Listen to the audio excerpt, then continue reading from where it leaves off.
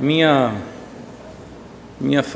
palestra nessa noite, ela vai estabelecer uma conexão entre o pacto, a salvação, a libertação do povo de Deus e o culto ao Senhor, num aspecto específico. Eu não vou lidar exatamente com os mínimos detalhes, mas eu quero fazer a relação entre o conceito de pacto e o conceito de culto, como que as duas coisas estão intimamente ligadas. Quero convidá-los primeiramente a abrir as Sagradas Escrituras no livro de Êxodo, no capítulo 20, por favor. Êxodo, capítulo 20.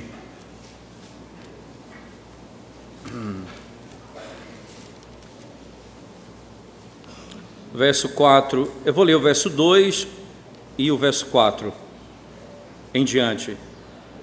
Eu vou pular o 3. Eu sou o Senhor teu Deus, que te tirei da terra do Egito, da casa da servidão. Não farás para ti imagem de escultura, nem semelhança alguma do que há em cima nos céus, nem embaixo na terra, nem nas águas debaixo da terra. Não as adorarás, nem lhe darás culto, porque eu sou o Senhor teu Deus, Deus zeloso, que visito a iniquidade dos pais nos filhos, até a terceira e quarta geração daqueles que me aborrecem, e faço misericórdia até 1000 gerações daqueles que me amam e guardam os meus mandamentos. Amém. Vamos orar ao Senhor. Santo e bondoso Senhor, nós rendemos graças ao Teu nome, pelo tão grande privilégio de podermos, juntos com os nossos irmãos, tratarmos dos fundamentos, Senhor Deus, dos fundamentos da reforma. E sem dúvida, Senhor, um dos aspectos centrais da reforma foi a adoração e o culto ao Senhor.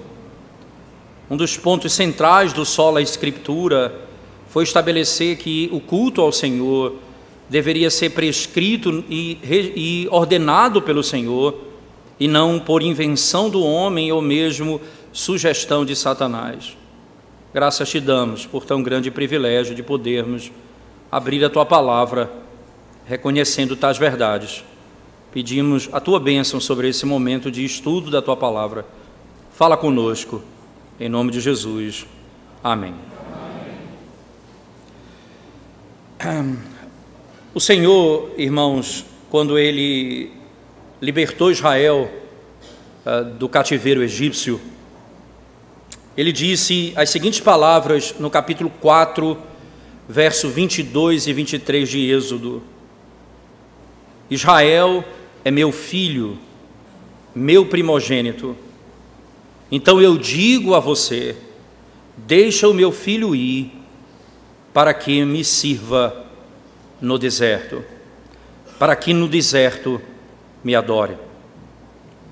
O propósito, então, do Senhor em redimir o seu filho, perceba, em redimir o seu filho, porque esse é um aspecto riquíssimo nas Escrituras Sagradas, é que a libertação do cativeiro não é simplesmente tirar o povo de Deus da escravidão do pecado, mas é mudar o relacionamento.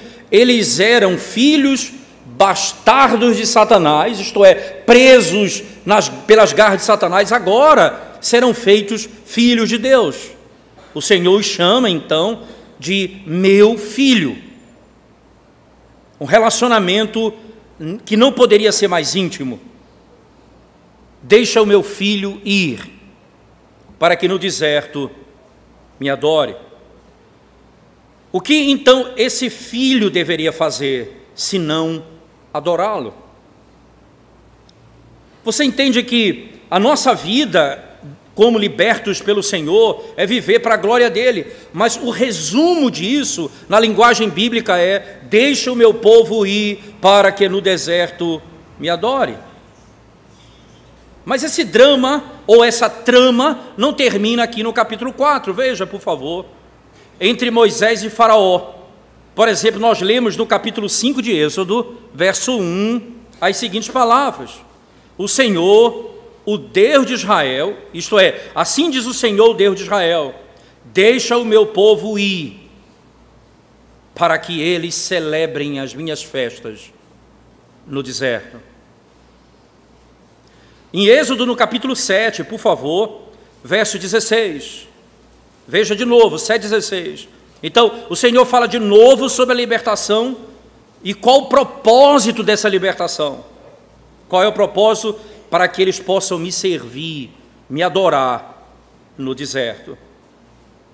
Posteriormente, com as 10 pragas no Egito, que Deus envia, que acontece do capítulo 7 até o capítulo 12, nós lemos um diálogo fascinante entre Moisés e Arão.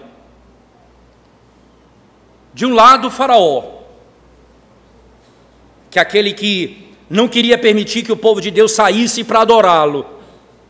E de outro, Moisés, que representava Deus, dizendo: deixa o meu povo ir. No capítulo 10 do livro de Êxodo, por favor, abra sua Bíblia comigo. Êxodo capítulo 10, verso 7 até o verso 10. Diz assim o texto: então os oficiais, Êxodo 10, verso 7 a 10. Então os oficiais de Faraó lhe disseram: até quando nos será por cilada este homem? Deixa aí os homens, para que sirvam ao Senhor seu Deus. Acaso não sabes ainda que o Egito está arruinado? Então Moisés e Arão foram conduzidos à presença de Faraó, e este lhes disse: ide, servi ao Senhor vosso Deus, porém, quais são os que hão de ir? Perceba, quem deverá ir? Faraó pergunta. Respondeu-lhe Moisés: havemos de ir com os nossos jovens, com os nossos velhos, com os filhos, com as filhas, com os nossos rebanhos, com os nossos gados, havemos de ir, porque temos de celebrar festa ao Senhor. Replicou-lhe Faraó: seja o Senhor convosco, caso eu vos deixe ir, e as crianças, vede, pois, tendes conosco mais intenções. Mais intenções. Não permita que os seus filhos saiam com vocês. Princípio claro da libertação: deixa o meu povo ir, para que no deserto me adore. Significava, você entende por que o Salmo 137 descreve uma angústia na alma, o desejo por Jerusalém, porque não se podia cantar um cântico em terra estranha.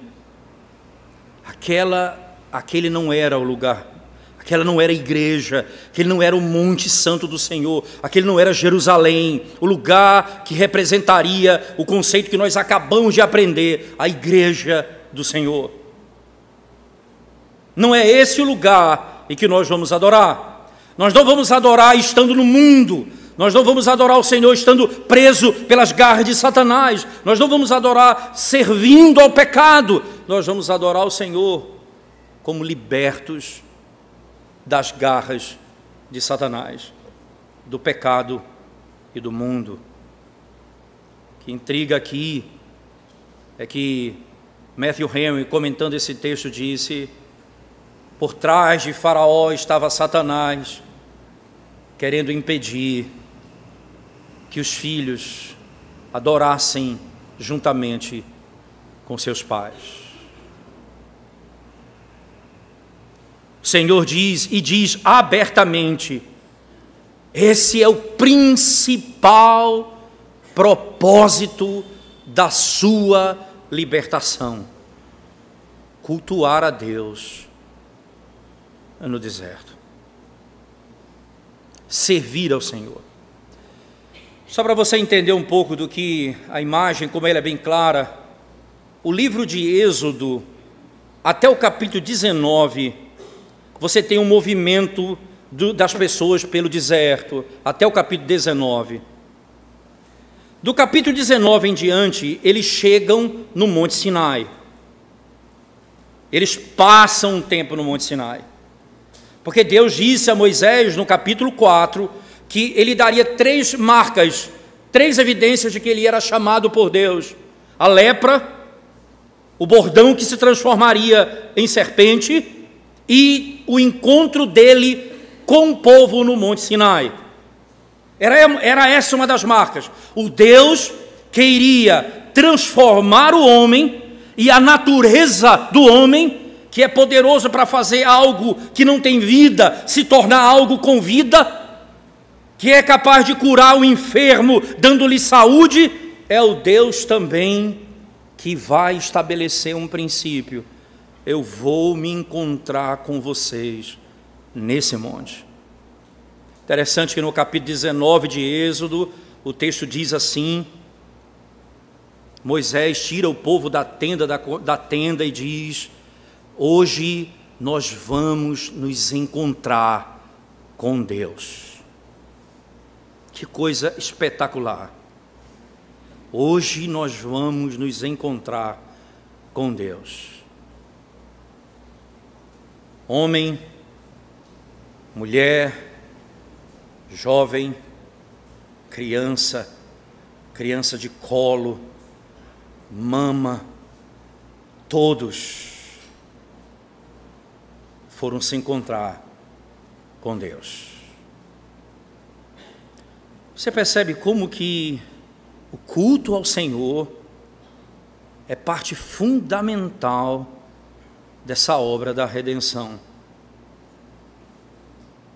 Não tenha dúvida, irmãos, que quando nós somos libertos, nós somos chamados para trabalhar também, cuidar da nossa família, não é, prover, guiar a nossa casa. Tudo isso é tão importante. Mas nada é mais importante a ponto de Deus escrever esse encontro com essa expressão: para que no deserto vocês me adorem com toda a sua família. O Senhor estabelece um princípio. O fato é, e aqui nós entramos diretamente no nosso texto, especificamente de Êxodo capítulo 20, não é? E aí vem a pergunta, perceba que tudo isso que eu acabei de dizer se resume na introdução dos 10 mandamentos. Eu sou o Senhor, teu Deus, que te tirei da terra do Egito, da casa da servidão. Um puritano certa vez disse: Deus não precisa de muitas razões, que ele não precisa te dar muitas razões para que você obedeça a sua lei, apenas essa é suficiente: eu sou o Senhor. Isso é suficiente para você submeter a sua lei. Mas ao seu povo, ele diz: eu sou o Senhor, teu Deus, isto é, ele fez um pacto conosco. E qual é o princípio do pacto? Eu sou o seu Deus e vocês são o meu povo. Então há uma íntima relação. Não apenas ele é meu Senhor, mas ele é o meu Senhor. Ele não é apenas Senhor, mas ele é o meu Senhor. Ele não é apenas profeta, ele é o meu profeta. Ele não é apenas rei, ele é o meu rei. Ele não é apenas sacerdote, ele é o meu sacerdote. Ele não é apenas redentor, ele é o meu redentor. Por isso que a linguagem do Salmo ela é toda pactual. Tu és o meu auxílio, tu és o meu consolo, tu és a minha porção, tu és a minha riqueza, tu és a minha alegria. Tu és, eu sou teu, tu és meu.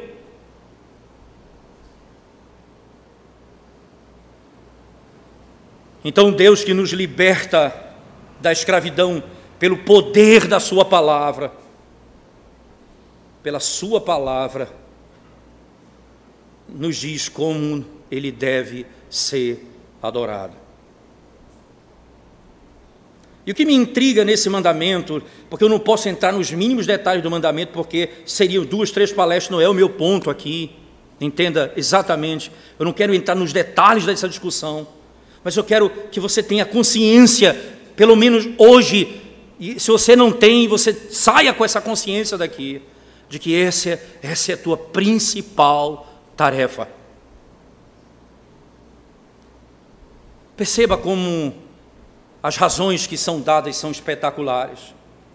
Eu sou o Senhor, tu és criatura, eu sou teu Deus, tu és meu povo. E ele me dá a terceira razão, redenção. Eu te tirei do Egito. Não terás outros deuses diante de mim.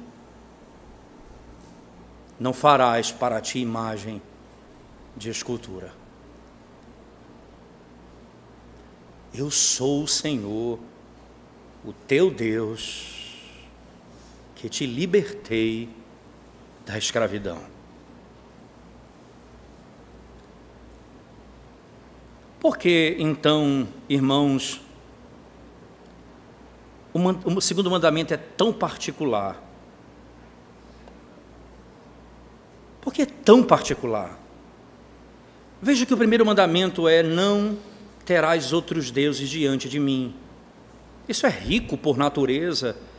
Lembre-se o que nós aprendemos sobre fé, que a fé e o conhecimento de Deus estão intimamente ligados. Perceba, eu preciso conhecer, eu preciso reconhecer e eu preciso confiar. Esse é um princípio fundamental da fé verdadeira. Eu tenho que conhecer a Deus, eu preciso reconhecê-lo como meu Deus e eu preciso confiar nele.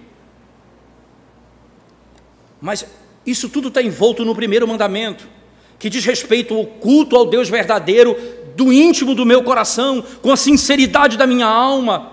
Agora, ele vai falar do culto externo, que agrada a ele. Por que tanto detalhe? Não farás para ti imagem de escultura. Veja, verso 4, não farás para ti imagem de escultura, nem semelhança alguma do que há em cima nos céus, nem embaixo na terra, nem nas águas debaixo da terra. Não as adorarás, nem lhe darás culto, porque eu sou o Senhor teu Deus, Deus zeloso, que visito a iniquidade dos pais nos filhos, até a terceira e quarta geração daqueles que me amam, daqueles que me aborrecem, e faço misericórdia até 1000 gerações daqueles que me amam e guardam os meus mandamentos. Veja a quantidade de detalhe, a quantidade de promessa envolvida. Por que tão particular? Porque o modo de adorar a Deus não é tão natural como a realidade de que há um só Deus. É interessante que a própria criação diz, como diz Paulo aos Romanos no capítulo 1, a própria criação declara que Deus é o Criador. Mas a criação não poderá dizer como eu devo adorá-lo. Existe menos luz acerca do serviço a Deus do que no primeiro mandamento. Porque embora a luz da natureza nos ensine que Deus é para ser adorado, a natureza não pode nos dizer como Deus deve ser adorado. Daí então ele gasta tempo descrevendo com mais detalhe o modo como ele deve ser adorado. Segundo lugar, a razão pela qual esse mandamento é tão particular e detalhado é porque existe uma prontidão natural no nosso coração em corromper o culto e as ordenanças de Deus, com idolatrias, superstições e todos os tipos de secularismos entre os gentios e entre os judeus. Há uma prontidão no nosso coração. Se Deus nos deixasse como redimidos, dizendo, vocês vão me adorar segundo o seu próprio coração, você vai perceber exatamente onde a igreja pode chegar. Vocês acham que a Igreja Católica Romana começou dizendo que Maria foi assunta ao céu sem ter morrido? Não, ela não começou aqui, ela começou abandonando o sola escritura, abandonando as escrituras sagradas, e aí então se deixando permear por superstições e idolatrias.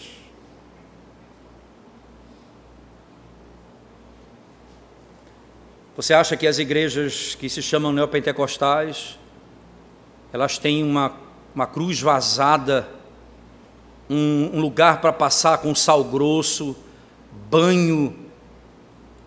Por que isso? Como isso chegou aí? Porque eles deram as costas às Escrituras Sagradas e seguiram a prontidão do coração para corromper o culto ao Senhor. Deus estabeleceu então um princípio muito claro. Ele detalha, ele descreve, ele ensina, ele promete, ele ameaça nesse mandamento, dizendo: se vocês não fizerem, receberão isso, se fizerem, receberão aquilo, porque, logicamente, esse é um princípio claro, para que você então tenha esperança.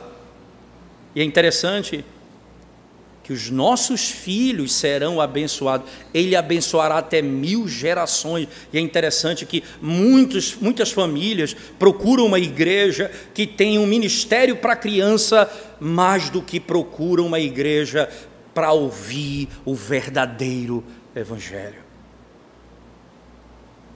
Então elas dizem, na realidade, nós nos preocupamos com os nossos filhos. Se você é incrédulo, qual a preocupação que você tem com seus filhos? Se você não se preocupa com a palavra e com a pregação dela e com o ensino dela, qual é a preocupação que você tem com seus filhos? Deixa eu lembrar você de uma narrativa interessante. Quando Israel está entrando na terra prometida e depois tem de voltar 40 anos, quando os 12 espias vão perceber a terra, avistar a terra e trazer um registro do que viram, o que acontece ali? 10 são incrédulos, 2 são crentes, 2 se fundamentam naquilo que Deus disse e prometeu, 10 se fundamentam naquilo que viram, e viram um grande inimigo, e viram um grande poder, e viram a fraqueza de Israel, mas não viram o poder da palavra de Deus. Os outros 2 disseram: é verdade, eles são gigantes, é verdade, eles são poderosos, mas essa terra é nossa, porque Deus nos prometeu. Então os incrédulos disseram: os nossos filhos vão morrer no deserto. Nós vamos entrar nessa terra, e os nossos filhos vão morrer nessa guerra, e nós vamos ser destruídos por eles. E eles colocam os filhos como sendo a causa deles não entrarem. Eles se preocupam tanto com seus filhos, mas eles são incrédulos. Veja as palavras do Senhor: os seus filhos entrarão na terra, e vocês terão seus corpos espalhados pelo deserto. Os filhos que vocês tanto se preocupam, mas se você se preocupasse com seus filhos, você creria na palavra de Deus, ensinaria ela aos seus filhos, buscaria uma igreja onde o evangelho puro de Cristo é proclamado. Essa é a preocupação com os nossos filhos. Até 1000 gerações daqueles que me amam e guardam os meus mandamentos. Há uma prontidão no nosso coração para a idolatria. Há uma prontidão no nosso coração para corromper o culto. É necessário que nos submetamos à revelação bíblica continuamente, para não cairmos em superstição e idolatria. Essa prontidão está diante de nós. Mas não termina aqui, irmãos. existe também, em terceiro lugar, a razão pela qual o mandamento, ele detalha tudo isso, é porque existe na nossa natureza uma profunda idolatria, e existe um profundo desejo no coração do homem de ver aquele que ele adora, de tocar naquele que ele adora. Romanos 1:23 diz isso, Êxodo 32, verso 1 diz isso. Eles dizem: cadê Moisés e o Deus? Há quanto tempo eles estão longe de nós? Façamos um Deus que possamos tocar nele. E aí nós teremos um culto pomposo. Existe, irmãos, uma natureza fraca na mente corrupta do homem, que facilmente os impressiona com ídolos, imagens e serviços religiosos, para rapidamente introduzir no coração deles religião naquilo que eles tocam e naquilo que eles veem. É interessante que até mesmo, diz Calvino, nas Institutas, até mesmo quando Deus ordena construir anjos dentro do Santíssimo Lugar, esse lugar o povo não podia entrar, a não ser o sumo sacerdote, porque não foi feito para adorar. Não foi feito para adorar. Interessante que essa palavra do Senhor que categoricamente afirma, assim o Senhor diz: vocês não me viram no Monte Sinai, vocês ouviram a minha voz. E veja a implicação: por isso não façam imagem de escultura. Ora, se não é esse mesmo conceito que Cristo utiliza com a mulher samaritana, Deus é espírito e importa que seus adoradores o adorem em espírito e em verdade. Perceba que a natureza de Deus implica no modo de adorar. Por isso que o primeiro mandamento é fundamental. Se eu não conheço a Deus, eu não posso nem externamente adorá-lo. Por que eu adoro a Deus por meio de imagens? Porque eu não conheço a Deus. Veja se não é isso que o Senhor está dizendo. Ele diz à mulher samaritana: vocês adoram o que vocês não conhecem, nós adoramos o que conhecemos, porque a salvação vem dos judeus. No capítulo 16 de João, verso 1 a 3, ele diz ainda: e acautelai-vos, pois eles vão arrastar vocês para as praças públicas e vão matá-los, queimá-los, e tudo isso farão, diz o Senhor, pensando que estão prestando culto a Deus. João termina dizendo: mas eles farão isso porque não me conhecem, porque eles não sabem quem eu sou. Se eu não conheço a Deus, eu não posso adorá-lo como Ele é. Por isso, imediatamente após não terás outros deuses, imediatamente vem o princípio: não farás imagem de escultura, porque quem é o Deus que eu adoro? É Espírito. Nosso catecismo, o catecismo maior, de maneira linda, descreve isso. O que é Deus? Ele diz apenas: Deus é Espírito, e passa infinito, imutável, eterno. Perceba a linguagem do catecismo, mas o primeiro aspecto da natureza de Deus Ele é Espírito. Porque se Ele não for Espírito, Ele não pode ser triuno. Se Ele não for Espírito, Ele não pode ser onipresente. Você entende? Se Ele não é Espírito, Ele não pode ser adorado e estar presente em todo lugar. Você entende? É da natureza dEle ser Espírito. Se Ele não for Espírito, eu não posso adorá-lo. Se Ele não for Espírito, Ele não é triuno.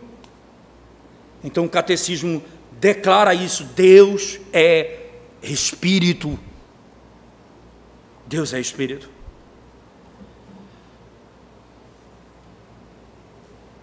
E existe, irmãos, uma tendência nesse processo de idolatria.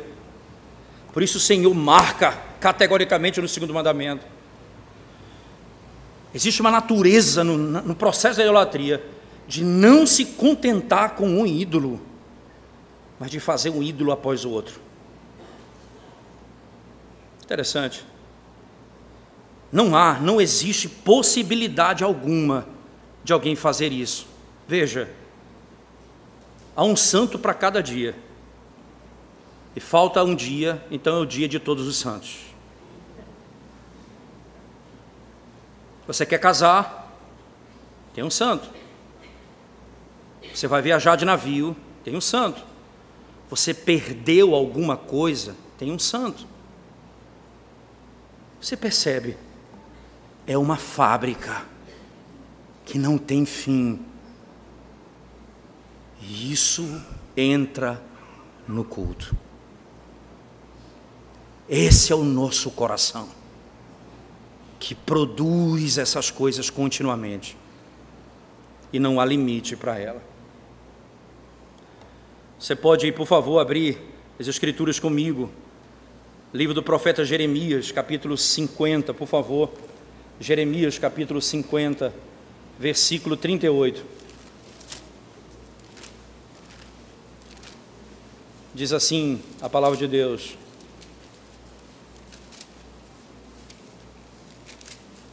50, verso 38, diz assim: a espada virá sobre as suas águas, e estas secarão, porque a terra é de imagens de escultura. Veja, porque a terra é de imagens de escultura, e os seus moradores enlouquecem por essas coisas horríveis.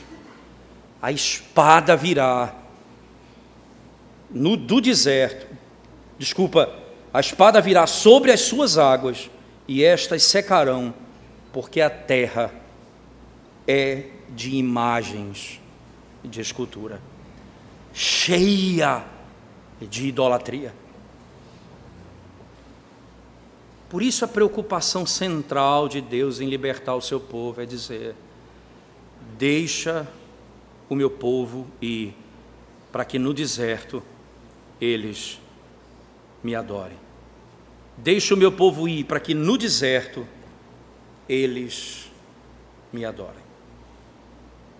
Se há um princípio, então, no sola Escritura, é que o modo como nós devemos adorar é determinado pelo próprio Deus e não pelo nosso próprio coração. Assim como o Senhor nos libertou pelo poder da sua palavra, Ele nos ensina a adorar pelo poder da sua palavra. O nosso coração é inclinado para a idolatria.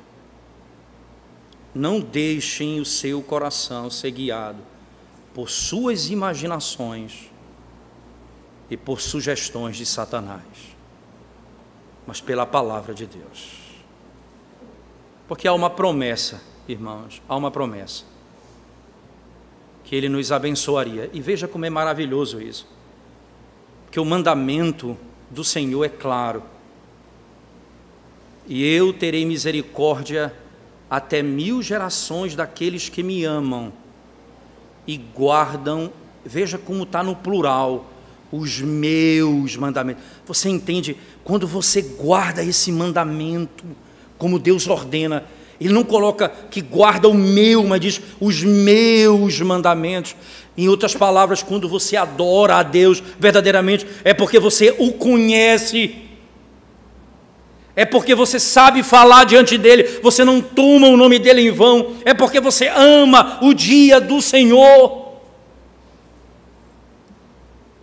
Quem guarda esse mandamento, ouve do Senhor: e eu terei misericórdia até 1000 gerações daqueles que me amam e guardam os meus mandamentos. Mas deixa eu encerrar dizendo isso a você. O texto também diz: e não terei misericórdia, amaldiçoarei até a 4ª geração daqueles que me aborrecem, aqueles que me odeiam. Deixa eu lhe dizer isso, irmãos. O que é o pecado e o que é a gravidade do pecado Não são os psicólogos que determinam isso, é Deus que determina isso. Às vezes os nossos filhos são rebeldes, crianças, adolescentes, jovens, e a gente criou um negócio na cabeça que diz assim: isso é a fase da rebeldia. Anos rebeldes, criamos até um slogan para justificar a rebeldia. Eu lembro da minha adolescência, eu não tive tempo para isso, porque toda vez que eu queria fazer isso, meu pai mostrava o cinturão, mas não me mostrava não, ele me fazia sentir a dor por algum tempo, lembrando daqueles momentos de rebeldia. Eu lembro disso, eu não tinha espaço para esse tipo de coisa na minha... Então eu vejo meus amigos com crise da adolescência, dizem, eu não lembro muito bem o que é isso, meu pai não me deixou muito ter essas crises não, porque ele tratava isso como pecado.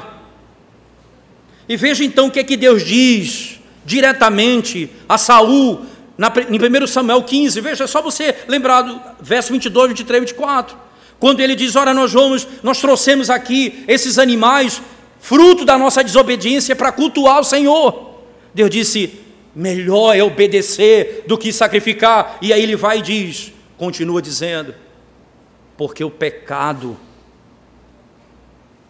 de rebeldia é como idolatria.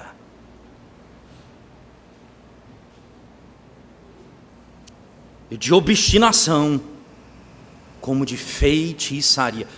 A rebeldia, ele não quis ouvir a palavra de Deus. E o que foi que Deus disse a Saul? Você não deu ouvidos à minha palavra, você foi rebelde à minha voz. Daí o Senhor diz, eu amaldiçoarei até a 4ª geração daqueles que me odeiam, porque aqueles que não escutam a minha palavra e se rebelam contra a minha vontade, são tratados como idólatras e feiticeiros. Quem diz o que é o pecado é Deus. Ora, se eu for dizer para alguém, ora, você que introduziu tantas coisas no culto ao Senhor e que fez com que o culto ao Senhor se tornasse algo tão estranho que não se ouve nem a pregação da palavra mais, e que ao invés de se pregar o evangelho, nós temos um teatro na igreja, que ao invés de se pregar a palavra do Senhor, nós temos reuniões de autoajuda. Nós transformamos a igreja num AA. Nós transformamos a igreja em sistemas de autoajuda. Se isso, você não percebe o que é isso, o Senhor então diz, eu amaldiçoarei até a 4ª geração daqueles que me odeiam. Quando você não faz o que Ele manda, Ele diz, você me odeia.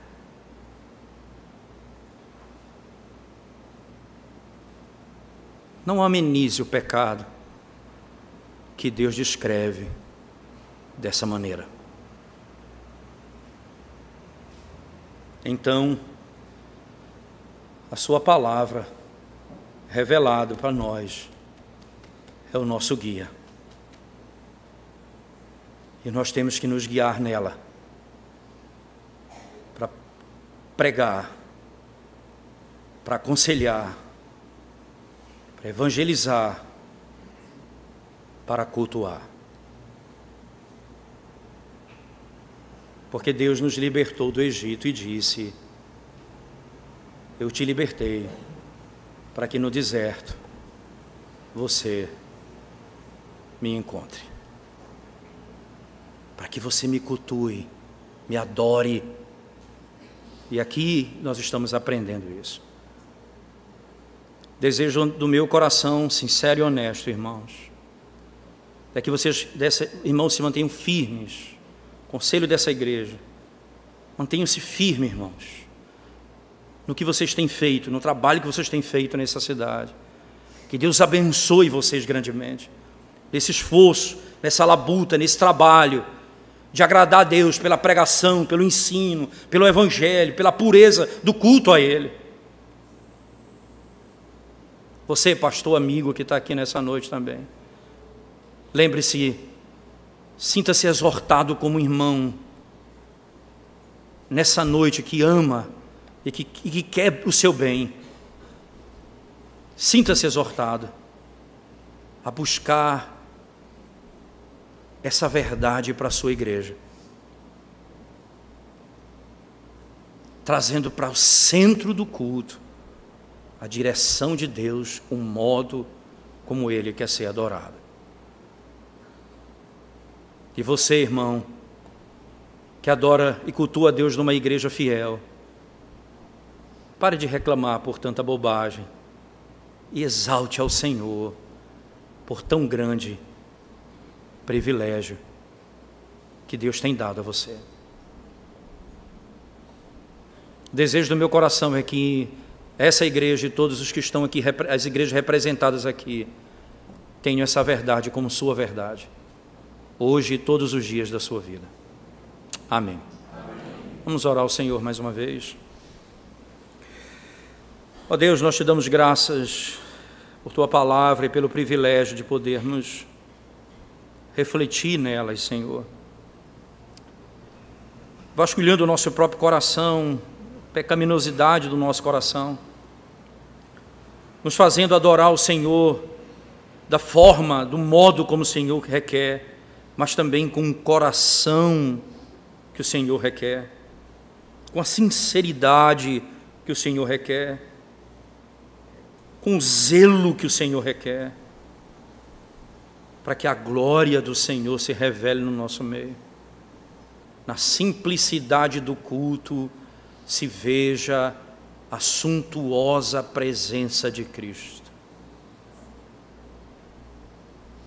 Que na simplicidade dos sacramentos se veja a eficácia do Evangelho. Derrama a tua graça sobre a tua igreja.